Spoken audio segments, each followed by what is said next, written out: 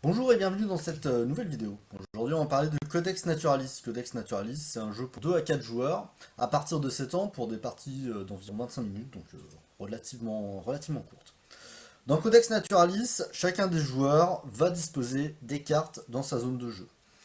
Alors qu'est-ce qu'on va essayer de faire avec ces cartes? Eh bien à chaque partie on aura des objectifs différents, donc 2 objectifs qui vont être communs à tout le monde et un objectif secret par joueur. Donc nos objectifs, ça peut être avoir, par exemple, 3 symboles identiques. Donc ce symbole-là, si je l'ai 3 fois, je marque 2 points. Si je l'ai 6 fois, je marque 4 points, etc. Ici, par lot de 3 symboles de cette façon, j'aurai 3 points. Sur celle-là, si j'arrive à reproduire cette forme, donc 2 cartes rouges, puis une carte verte alignée de cette façon, j'aurai 3 points. Et donc si je la fais cette forme 2 fois, eh ben, j'aurai 6 points. Si je la fais 3 fois, j'aurai 9 points, etc. On va aussi avoir possibilité de marquer des points avec certaines des cartes, donc je vais vous montrer comment ça marche. Donc à chaque tour de jeu, j'ai 3 cartes en main, donc je vais jouer une de mes cartes. Donc admettons, je pose cette carte ici.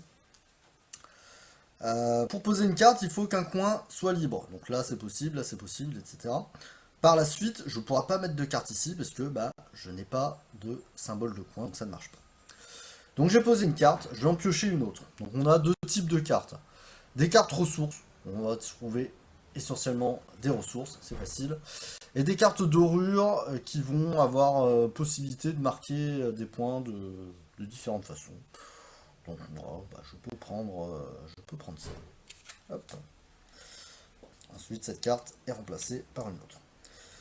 Donc mes cartes, j'ai toujours 2 possibilités pour les jouer. Donc soit face recto où il y a différentes choses, soit face verso où il y a toujours un symbole au centre qui ne pourra jamais être couvert et 4 coins de disponibles. Donc on avance un petit peu. Allez, je vais commencer à marquer des points. Donc cette carte là, si je la dispose, je marque 3 points. Mais par contre j'ai une condition ici. Il faut que j'ai 3 papillons violets pour pouvoir la poser. Donc là j'en ai bien 1, 2, 3, ça marche. Donc ça me fait 3 points.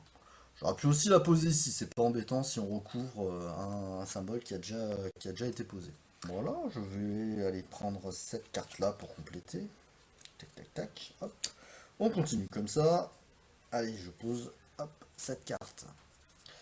Donc là, je sais déjà que si jamais je ne recouvre pas ces 2 trucs là, à la fin de la partie, j'aurai 2 points supplémentaires. Et donc on va continuer comme ça, jusqu'à temps qu'il y ait un joueur qui atteigne 20 points.